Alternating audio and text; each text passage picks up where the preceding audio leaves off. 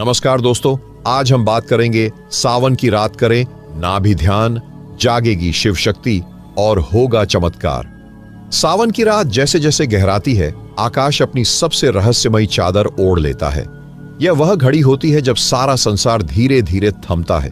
पेड़, पत्ते, पवन और पंचतत्व तक मौन हो जाते हैं और उस मौन के भीतर एक आह्वान छिपा होता है, एक ऐसा बुलावा जो बाहर से नहीं भीतर से आता है, नाभि के केंद्र से, वहां से जहां जीवन की जड़ें हैं, जहां शिव शक्ति सुप्त अवस्था में प्रतीक्षा कर रही है कि कोई उसे स्पर्श करे, न आर्त भाव से न भय से, बल्कि प्रेम, समर्पण और जागरूकता से। जिस क्षण आप सावन की रात को मौन की परतों के बीच बैठते हैं, आंखें बंद कर, पीठ सीधी कर और पूरा ध्यान अपने नाभि केंद्र पर टिकाते हैं, उसी क्षण एक यात्रा शुरू होती है। यह कोई कल्पना नहीं, कोई प्रतीक नहीं, यह वास्तविकता है। नाभि केंद्र, जिसे मणिपुर चक्र कहा गया है, केवल शारीरिक ऊर्जा का भंडार नहीं, यह चेतना की उस सीढ़ी का प्रथम द्वार है जहां शिव शक्ति विश्राम कर रही होती है। यह साधना किसी दिखावे की नहीं, बल्कि पूर्ण मौन और सूक्ष्म अनुभव की है। और यही कारण है कि इसे सावन की रात में करने की बात कही जाती है, क्योंकि सावन की नमी, उसका वातावरण, उसकी ऊर्जा, वह सब कुछ भीतर उतरने की क्षमता को कई गुना बढ़ा देता है। यह वह काल है जब पृथ्वी पर शिव ऊर्जा सबसे अधिक सक्रिय रहती है। और जब आप इस ऊर्जा से संपूर्ण समर्पण के साथ जुड़ते हैं नाभि के माध्यम से, तब कुछ ऐसा होता है जिसे साधारण मन चमत्कार कहता है और योगी उसे स्वाभाविक जागरण। पर क्या यह इतना सरल है? क्या केवल आंखें बंद कर लेने से शिव शक्ति जाग उठती है? क्या हम सच में जानते हैं कि ध्यान का प्रारंभ कहां से करना है? नाभि पर ध्यान टिकाने का क्या अर्थ है? क्या हम उस मौन को पहचान पाते हैं जिसमें शिव अपने पूरे स्वरूप में उपस्थित है? ये प्रश्न केवल जानकारी के नहीं हैं, ये भीतर उतरने के संकेत हैं, क्योंकि जब आप भीतर देखते हैं तभी वह बाहर प्रकट होता है, जिसे चमत्कार कहा जाता है। आपका हृदय से स्वागत है इस गहन साधना यात्रा में। यह कोई साधारण वीडियो नहीं, यह आपके भीतर की उस शक्ति को जगाने का निमंत्रण है जिसे आपने शायद कभी अनुभव नहीं किया। अगर आप अब तक जीवन में किसी उत्तर की तलाश कर रहे थे, यदि कोई शून्यता अब भी बनी हुई है, तो यह ध्यान, यह साधना आपको स्वयं से जोड़ सकती है। कृपया यह वीडियो अंत तक देखें। हो सकता है यह एक ऐसा अनुभव दे जाए जो पूरे जीवन को दिशा दे दे। यदि आप में भीतर कुछ हिला तो कृपया इसे दूसरों तक पहुंचाइए। आपका एक लाइक, एक कमेंट, एक शेयर किसी और को भीतर झांकने का अवसर दे सकता है। यह साधना केवल आपके लिए नहीं है, यह एक सामूहिक चेतना की पुकार है। आइए साथ चलें भीतर की ओर। आपने अभी नाभि ध्यान की भूमिका को समझा, लेकिन अब प्रश्न उठता है, वास्तविक ध्यान कैसे करें, किस विधि से, और उस क्षण भीतर क्या होता है जब शिव शक्ति जागती है? इन्हीं रहस्यों की पगडंडी पर आगे बढ़ते हैं, जहां हम ध्यान की प्रथम सीढ़ी पर पहला पग रखते हैं। पहला पग उस द्वार की ओर होता है जिसे पार करते ही साधारण चेतना से संबंध टूटने लगता है। यह कोई दृश्य द्वार नहीं होता, न लकड़ी का न पत्थर का। यह वह सूक्ष्म द्वार होता है जो हमारी नाभि के भीतर बहुत गहराई में स्थित होता है। उस द्वार तक पहुंचने के लिए न तो बहुत कुछ जानना आवश्यक है, न कोई कठिन प्रक्रिया अपनानी होती है। आवश्यक है बस एक गहराई पूर्ण उपस्थिति। तो ध्यान की शुरुआत कैसे करें? रात्रि के समय, विशेषकर सावन की रात, जब वातावरण शीतल और नमी से भरा होता है, तब कहीं एक शांत कोना चुनिए।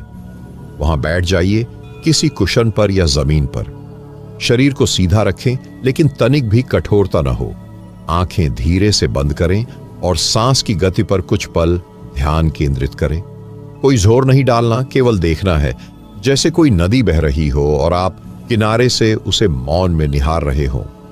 अब अपनी चेतना को धीरे धीरे नाभि केंद्र की ओर ले आइए। नाभि, जो जीवन की डोर से जुड़ी थी जब आप मां के गर्भ में थे, वही नाभि अब आपकी चेतना की पुनर्जन्म का केंद्र बनने जा रही है। वहां पर ध्यान टिकाइए। लेकिन ध्यान का अर्थ केवल देखना है, उसमें कोई कल्पना नहीं, कोई मंत्र नहीं, कोई ध्वनि नहीं, बस मौन में बैठिए। जैसे कोई पुरानी स्मृति भीतर से उठ रही हो। शिव शक्ति कोई अलग सत्ता नहीं है, वह वही ऊर्जा है जो आपके भीतर पहले से ही उपस्थित है, परंतु अनदेखी, अनजानी। जब आप नाभि पर मौन से टिकते हैं तो पहली बार वह हलचल अनुभव में आती है, एक कंपन सा, बहुत महीन, जैसे कोई प्राचीन सागर भीतर लहर मार रहा हो। पर क्या आप इस कंपन को पहचान सकते हैं? क्या यह संभव है कि आपकी अब तक की सारी भाग दौड़, सारे प्रयास केवल इस मौन को अनुभव करने की तैयारी रहे हों? और यदि ऐसा है तो क्या आपने कभी स्वयं को पूरी तरह रोका है, ठहरा है, केवल अपनी नाभि में उतरने के लिए? यह पहला पग ही सबसे बड़ा परिवर्तन है, क्योंकि यही वह बिंदु है जहां भीतर और बाहर की सीमाएं टूटने लगती हैं। इस साधना में कोई लक्ष्य नहीं है, केवल उपस्थित रहना है, ध्यान पूर्वक, प्रेम पूर्वक और मौन में। शिव शक्ति को जगाने का अर्थ है भीतर उस मौन स्पंदन को पहचानना जो सदा से वहां था, पर हम ही नहीं थे। अब जब यह पहला पग आप रख चुके हैं तो अगला कदम यह जानना है कि जब शिव शक्ति जागती है तब वास्तव में भीतर क्या बदलता है। क्या कोई प्रकाश फूटता है, कोई आवाज आती है, या सब कुछ एकदम शांत हो जाता है? जहां हम शिव शक्ति के जागरण के वास्तविक अनुभवों से परिचित होंगे, भीतर का स्पंदन कोई शोर नहीं होता। यह कोई ऐसी चीज नहीं जिसे कानों से सुना जाए या आंखों से देखा जाए। यह तो जैसे किसी मौन फूल की तरह भीतर खिलता है।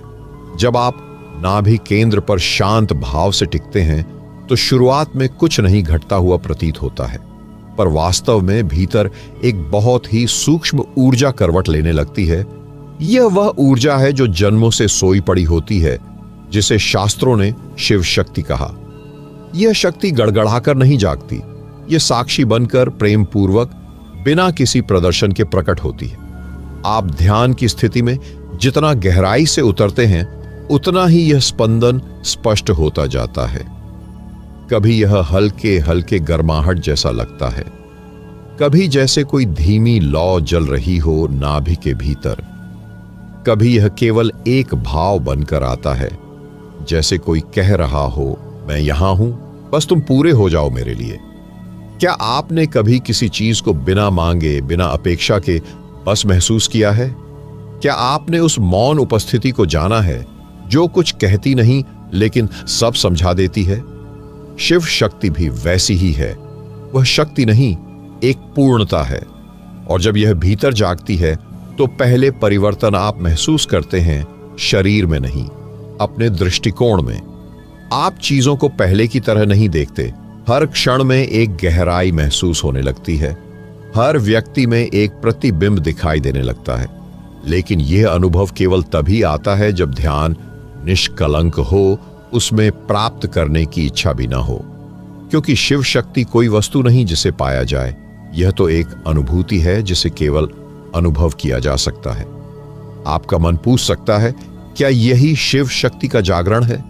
इतनी शांति, इतने मौन में? और अगर हां, तो फिर चमत्कार क्या है? तो क्या चमत्कार केवल वह है जिसे आंखों से देखा जाए, या चमत्कार वह है जो हमारे भीतर का अंधकार धीरे धीरे प्रेम में बदल दे? जहां हम जानेंगे सावन की रात में जब शिव शक्ति पूरी तरह से प्रकट होती है, तब भीतर और जीवन में क्या रूपांतरण घटता है।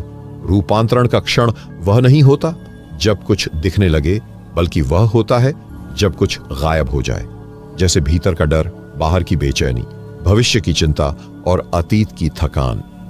जब ये सब बिना शोर किए मिटने लगे तो समझिए कि शिव शक्ति ने अपना पहला स्पर्श दिया है। सावन की रात में किया गया नाभि ध्यान कोई बाहरी साधना नहीं, ये अपने अस्तित्व की मिट्टी से परिचय का मार्ग है। जब आप गहराई से उस मौन में उतरते हैं तब कोई रोशनी नहीं फूटती, कोई देवी देवता सामने नहीं आते, बल्कि धीरे धीरे वह आप स्वयं से मिलते हैं जो अब तक परतों में ढका हुआ था। वह मिलना ही चमत्कार है। अब तक जो जीवन बाहर से चल रहा था अब भीतर से प्रवाहित होने लगता है। निर्णय अब चिंता से नहीं, सहजता से होते हैं। संबंध अब अपेक्षा से नहीं, करुणा से बंधते हैं। शरीर अब भार नहीं लगता, साधन बन जाता है। और सबसे बड़ा रूपांतरण यह होता है कि आप अब स्वयं से नहीं भागते, आप अपने मौन में सहज हो जाते हैं। क्या यही चमत्कार नहीं कि आप स्वयं के साथ बैठ सकें बिना किसी बेचैनी के?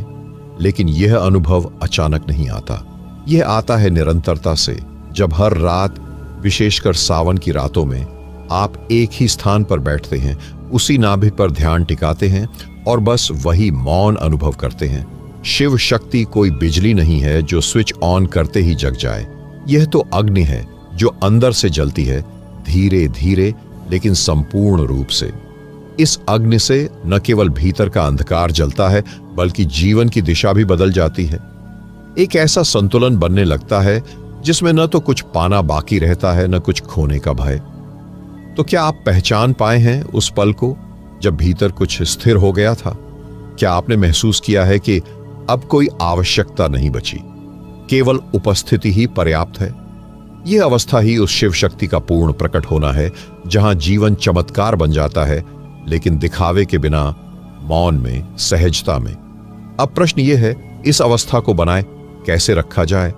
जब हम ध्यान से उठें, तब भी वह ऊर्जा, वह मौन, वह चेतना हमारे साथ कैसे बनी रहे, जहां साधना केवल ध्यान तक सीमित नहीं रहती, बल्कि संपूर्ण जीवन में फैलने लगती है। साधना तब तक अधूरी रहती है जब तक वह केवल ध्यान की सीमाओं में बंधी हो, क्योंकि शिव शक्ति का जागरण कोई क्षणिक अनुभव नहीं, यह जीवन की हर सांस में उतरने की प्रक्रिया है। जब आप नाभि में मौन से उतरते हैं और भीतर की अग्नि प्रज्वलित होती है, तो उसका प्रकाश केवल ध्यान तक सीमित नहीं रह सकता, वह स्वतः ही जीवन की हर दिशा में फैलने लगता है। अब प्रश्न यह है कि ध्यान के उस अनुभव को दिनचर्या में कैसे जीवित रखा जाए? उसका उत्तर है जागरूकता। जब आप भोजन करें तो उसे केवल स्वाद या भूख के लिए नहीं, प्राण ऊर्जा के आदान की तरह लें। जब आप चलें तो केवल गंतव्य तक पहुंचने के लिए नहीं, बल्कि हर कदम को नाभि से जोड़कर अनुभव करें, जैसे चलने में भी ध्यान हो। जब आप किसी से बात करें तो केवल शब्दों से नहीं, बल्कि मौन की उस ऊर्जा से जो आपने साधना में संचित की है। यही होता है साधना का विस्तार। सावन की रात को किया गया ध्यान यदि दिन में किसी के साथ व्यवहार करते समय भूल जाए तो उसका प्रभाव क्षीण हो जाएगा, लेकिन यदि वह मौन, वह भीतर का कंपन, वह सहजता आपके हर कार्य में आ जाए, तो साधना केवल साधना नहीं रहती, वह जीवन बन जाती है। क्या आप सोच सकते हैं, यदि आपका पूरा जीवन एक सतत ध्यान बन जाए तो उसमें क्या कुछ बदल जाएगा? क्या यह संभव है कि आप किसी मंदिर में न जाएं, फिर भी हर क्षण शिव से जुड़े रहें? क्या आप एक ऐसे मौन में जी सकते हैं जो शब्दों के बिना सब कह देता है? शिव शक्ति बाहर नहीं है, वह हर क्रिया के पीछे है, हर विचार, हर दृष्टि, हर क्षण में। बस आप जब उस ऊर्जा को अपने कर्मों में स्थान देने लगते हैं, तब वह प्रस्फुटित होती है, और तब चमत्कार केवल ध्यान में नहीं, जीवन के हर छोटे से छोटे कार्य में उतरने लगते हैं। एक सामान्य दिन असामान्य अनुभव में बदल जाता है, लेकिन यह जागरूकता कैसे बनी रहे, इसका रहस्य छिपा है रात्रि में ध्यान के उपरांत की अंतिम क्रिया में। हर साधक जब नाभि ध्यान पूरा करता है, तब वह क्या करे कि वह ऊर्जा रात भर उसके साथ बनी रहे। नींद भी ध्यान में बदल जाए, यह कैसे संभव है?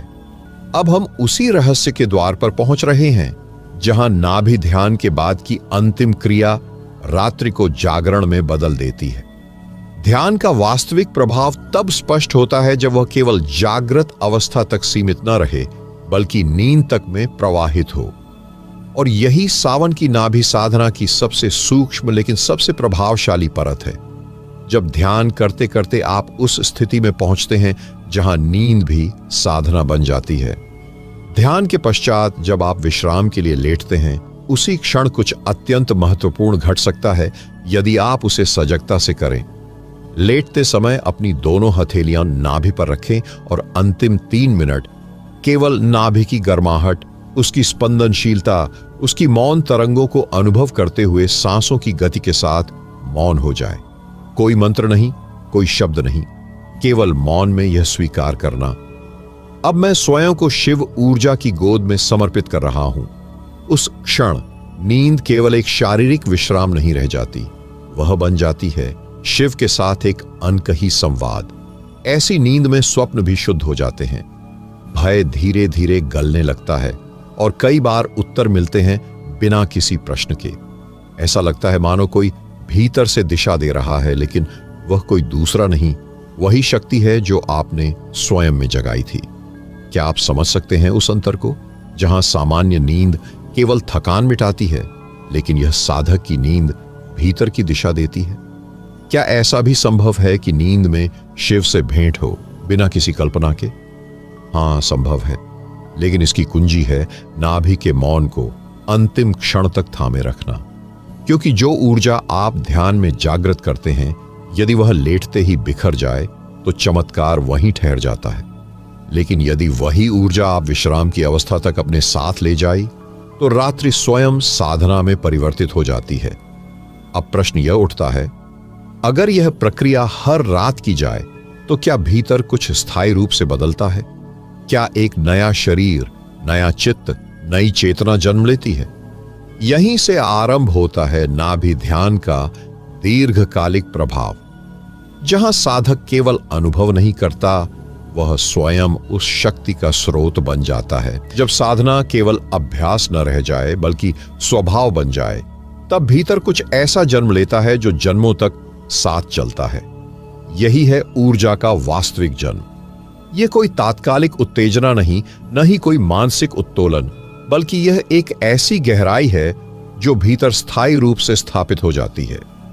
नाभि ध्यान के माध्यम से शिव शक्ति को जागृत करने का अर्थ यही है, अपने भीतर उस ऊर्जा को जन्म देना जो केवल जीने के लिए नहीं बल्कि जागने के लिए आई है। आप ये महसूस करने लगते हैं कि आप अब केवल शरीर नहीं हैं, न ही केवल विचारों का पुलिंदा है। आपके भीतर कुछ है जो इन सब से परे है, जो देख रहा है, सुन रहा है, लेकिन प्रतिक्रिया नहीं करता। एक मौन साक्षी, एक चुपचाप जलती हुई लौ। यही ऊर्जा जब स्थिर हो जाती है तो उसका प्रभाव केवल ध्यान तक सीमित नहीं रहता, वह पूरे जीवन की धारा बदल देती है। आपकी चाल में आत्मविश्वास नहीं, सहजता आने लगती है। आपके शब्दों में प्रभाव नहीं, मौन का आभास उतर आता है और आपके स्पर्श में कोई आग्रह नहीं, केवल उपस्थिति होती है। क्या आपने कभी ऐसा अनुभव किया है कि आप किसी को कुछ कहे बिना भी बहुत कुछ कह गए? क्या कभी किसी ने आपकी आंखों में देखकर यह महसूस किया है कि आप कुछ अलग हैं, शांत लेकिन गहरे? यही है उस ऊर्जा की पहचान जो नाभि से जन्म लेकर चेतना में व्याप्त हो चुकी है। और यह तब संभव होता है जब आप हर रात सावन की उस ऊर्जा को अपने भीतर टिकने देते हैं, धीरे धीरे लेकिन निरंतर।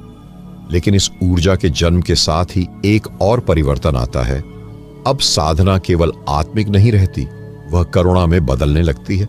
क्योंकि जब भीतर कुछ जागता है तो वह केवल आपके लिए नहीं होता, वह दूसरों को भी छूने लगता है।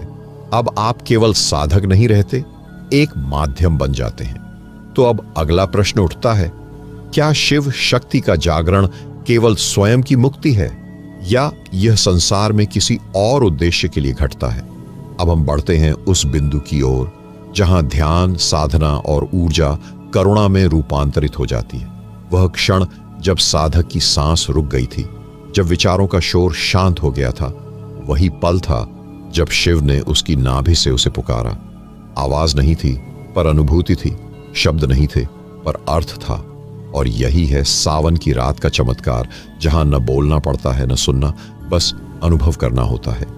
उसने देखा कि उसकी नाभि के चारों ओर एक सुनहरी आभा बन गई है, जैसे कोई सूक्ष्म कमल खिल रहा हो, पंखुड़ी दर पंखुड़ी।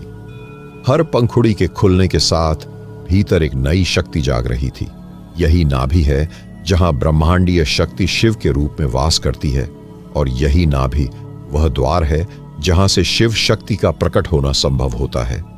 इस साधना में कोई मंत्र नहीं, कोई विधि नहीं, केवल समर्पण है। चुपचाप बैठ जाना, नाभि की ओर ध्यान ले जाना और सावन की इस रात को भीतर बहने देना। साधक ने बस एक काम किया, उसने खुद को शिव को सौंप दिया। न तो उसने कोई इच्छा जताई, न कोई प्रयास किया। और ठीक तभी जब उसकी आंखें बंद थीं, जब बाहर की दुनिया जैसे लुप्त हो गई थी, तभी उसके कानों में एक गूंज सुनाई दी, तू मैं हूं, मैं तू हूं, अब जो होगा वह केवल चमत्कार होगा। वह चमत्कार क्या था? यह कि उसकी वर्षों से दबी पीड़ा, उसकी खोई हुई शक्ति, उसका टूटा हुआ आत्मविश्वास, सब कुछ जैसे उसी क्षण लौट आया। और यह सब हुआ नाभि के केंद्र से, जहां शिव शक्ति एक हो गई। जो लोग पूछते हैं क्या यह सच है, क्या वाकई ऐसा कुछ संभव है, तो उत्तर है हां, पर केवल तब जब आप नाभि को अनुभव करें, न कि समझें। शिव को समझा नहीं जा सकता, शिव को जिया जा सकता है। और सावन की यह रात उसी जीवन का प्रवेश द्वार है।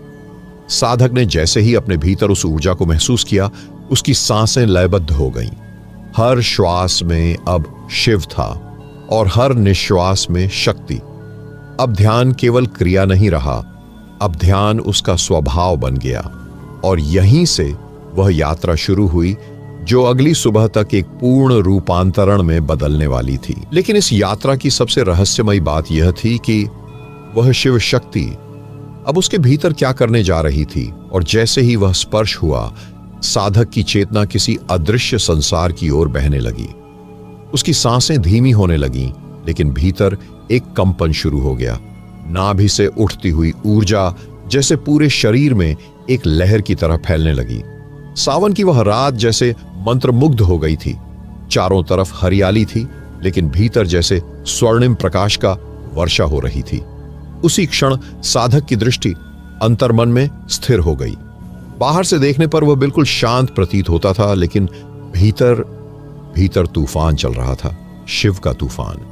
न तो डर था, न मोह, न कामना, बस एक अद्भुत आकर्षण जो नाभि से उठता हुआ आज्ञा चक्र तक पहुंच रहा था। और फिर कुछ क्षणों में ही उसकी रीढ़ के केंद्र में एक गर्म धारा सी चढ़ने लगी, जैसे कोई पुरानी स्मृति जाग गई हो, कोई भूला हुआ गीत, कोई दिव्य पुकार। यह वही शक्ति थी जिसे योग में कुंडलिनी कहा गया है, लेकिन यह साधक उसे शब्दों से नहीं जानता था। वह तो बस महसूस कर रहा था कि उसकी सांसें बदल रही हैं, शरीर हल्का होता जा रहा है और मन जैसे शून्य में विलीन हो गया है। शिव के इस जागरण में वह खुद को नहीं देख रहा था, वह खुद को शिव के रूप में महसूस करने लगा था।